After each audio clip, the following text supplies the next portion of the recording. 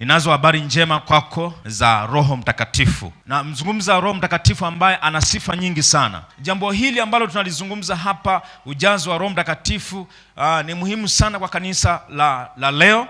Na kama ilivyokuwa msingi wa kwanza wa kanisa, pale tunaona katika kitabu cha Matendo ya Mitume, tunaona vile ambavyo Roho Mtakatifu alivyoshuka. Na hii ilikuwa ni ahadi ambayo tunaiona katika kitabu cha Yohana ile sura ya 14, ule mstari wa 16 mpaka 18. Tunaona kwamba ni ahadi ya Mungu mwenyewe au ahadi ya Yesu mwenyewe. Wakati anataka kutoka duniani, wanafunzi wale walijisikia wanyonge, walijisikia wakiwa, lakini Yesu akawaambia, mimi inapaswa kuondoka, napaswa niondoke mahali hapa ili mpate msaidizi mwingine bora zaidi. Tunaona hii ahadi ikatimia. Tunaona ahadi inatimia katika kitabu cha Matendo sura ya 2 mstari wa 1 mpaka 4. Anasema, hata ilipotimia siku ya Pentekoste, walikuwako wote mahali pamoja. Kukaja afla toka mbinguni, uvumi kama uvumi wa upepo wa nguvu ukienda kasi, ukaijaza nyumba yote waliokuwa wameketi. Kukawatokea ndimi zilizogawanyikana. Habari inaipenda sana. Kukatokea ndimi zilizogawanyikana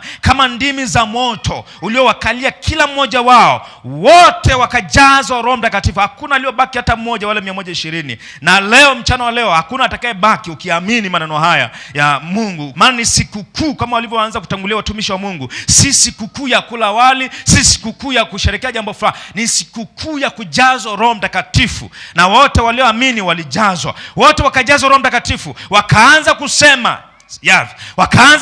wakaanza kunena kwa lugha nyingine kama Roho alivyowajalia kutamka. Hii habari ambayo tunazungumza mahali hapa, hawa watu waliahidiwa, ikatimia. Kwa nini ni muhimu sana kunena kwa Roho Mtakatifu? Ni eneo ambalo shetani huwa haelewi unasema nini na Mungu wako. Ni eneo nyeti sana ambalo shetani hajui unasema nini, kwa sababu ni lugha ya kimbingu, hajui unaongea nini. Ndio maana ni muhimu kujazwa Roho Mtakatifu, ni muhimu kubatizwa na Roho Mtakatifu na kunena kwa Roho Mtakatifu. Kazi za Roho Mtakatifu katika maisha ya muamini: anakusaidia kutokutenda kama mwili unavyokutaka. Wakati mwingine mwili unakusukuma kutenda dhambi, mwili unakutaka ufanye jambo fulani.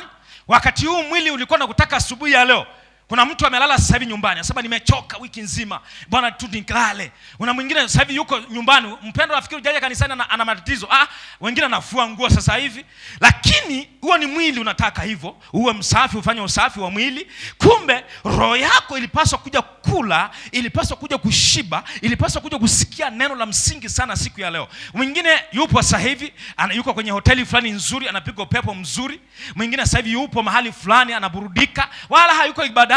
Hayo ni mambo, matakwa ya mwili. Lakini matakwa ya roho yanakusukuma kufanya nini? Kwenda kwenye ibada, yanakusukuma kwenda kwenye mafundisho, yanakusukuma kwenda kanisani, yanakusukuma kwenda kwenye maombi, yanakusukuma kwambia, kuanzia leo wewe umeamka, umekanga chapati zako vizuri, umekanga chips zako vizuri, umeweka vizuri vitu vizuri vya kunywa chai kesho au kunywa chai asubuhi ya leo, umeweka vitu vizuri. Roho Mtakatifu anambia usile.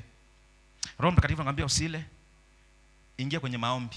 Niliwaambia wakati mwingine sisi tunasema machale amenicheza. Sio machale dini zile za asili au dini zile za kishetani zimetuharibu. Machale ni yale kuchanjwa. Mnakumbuka? Unaona kuchanjwa na nani? Sasa leo Wakristo wanasema nilitaka kufanya jambo fulani lakini machale amenicheza. Sio machale, ni Roho Mtakatifu leo ni kufundisha uelewe, kuondoa ile zana ya machale kwa sababu ya uganga wa kienyeji na kuleta zana mpya ya Roho Mtakatifu. Kazi nyingine ya Roho Mtakatifu, anamponya mtu akiwa kwenye uwepo wake. Kwa hiyo Roho Mtakatifu anaponya, anakupa uzima. Na kazi nyingine Roho Mtakatifu, anakupa neno la kukusaidia nyakati ngumu unazopitia. Roho Mtakatifu ndiye anakuambia usiwe na uoga. Unapita wakati mgumu lakini usiogope, utapita. Roho Mtakatifu anajua unapita wakati mgumu lakini amani yangu nakupa. Utakuwa na amani hii, utatembea nayo kwenye nyakati ngumu hizo. Kwenye kipindi hicho kigumu utatembea na amani yangu mpaka utakapovuka. Atakupa ujumbe sahihi kwa wakati sahihi wa kusema na watu wake. Unaweza kuhubiri ujumbe usiwe na matokeo kwa kutumia akili zako au hekima zako za dunia hii, lakini ukiwa na Roho Mtakatifu. Lakini hapo watakapowapeleka, msifikiri jinsi mtakavyosema, maana mtapewa saa ile mtakayoyasema. 20. Kwa kuwa si ninyi msemao, bali ni Roho wa Baba yenu asemaye ndani yenu.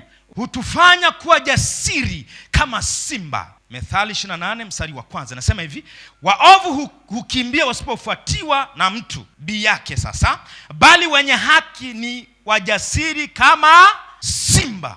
Huwezi kuwa jasiri kama una Roho Mtakatifu na kama hujabatizwa. Hauwezi kuwa jasiri. Ujasiri huu tunaopata kwa sababu tumebatizwa na Roho Mtakatifu. Yuko ndani yetu. Mambo yataka kusaidia kujazwa Roho Mtakatifu au batizwa Roho Mtakatifu. Jambo la kwanza, tubu. Tunapenda kuomba, tubu. Kuna vitu haviko sawa kwenye maisha yako. Hebu tubu. Vitu ambavyo vinakusaidia kujazwa Roho Mtakatifu au kubatizwa na Roho Mtakatifu. Na nimekueleza kwa nini ubatizwe na Roho Mtakatifu. Tubu au omba toba. Ni muhimu sana. Kuna vitu ambavyo umevifanya na Roho Mtakatifu haingii mahali pachafu. Tubu, ruhusu Roho Mtakatifu aingie ndani yako. 2, kuwa na kiu ya kujazwa. Kitachokufanya wewe ujazwe sasa hivi, wala sio baadaye wala kesho. Kuwa na kiu ya kujazwa Roho Mtakatifu. 3, usifikiri watanionaje. Kuna watu wanateswa na ustaarabu. Wewe ni bosi ofisini, wewe ni mkurugenzi fulani, achana na mambo ya cheo. Kwa sababu cheo chako hicho bila Roho Mtakatifu utapigwa chini muda sio mrefu. Ruhusu Roho Mtakatifu. Acha kufikiri mimi watanionaje. Ruhusu Roho Mtakatifu atembee ndani yako na juu yako. Ondoa aibu na uoga. Acha aibu, acha uoga. Wewe jiachie mbele za Mungu. Acha aibu, jimwage, kwa sababu atakuondolea na hiyo aibu ambayo inakusumbua.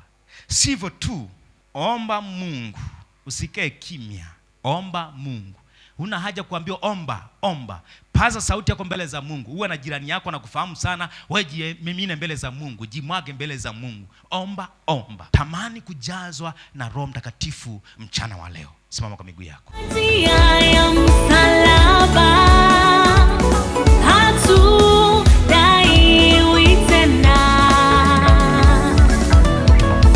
Yesu ametulipia madeni tulokuwa tunadaiwa.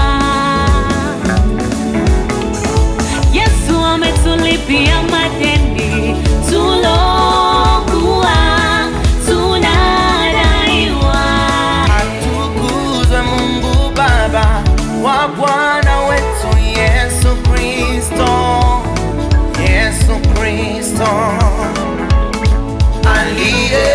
Aliyetubariki kwa baraka zote za rohoni.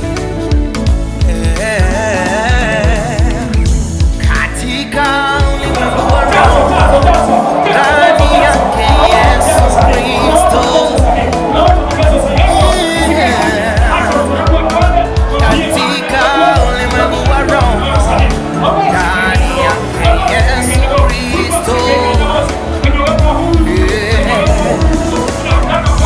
Kama vile alivyotuchagua katika yeye kabla misingi ya ulimwengu kuwekwa, ili tuwe watakatifu, watu wasio na hatia mbele zake.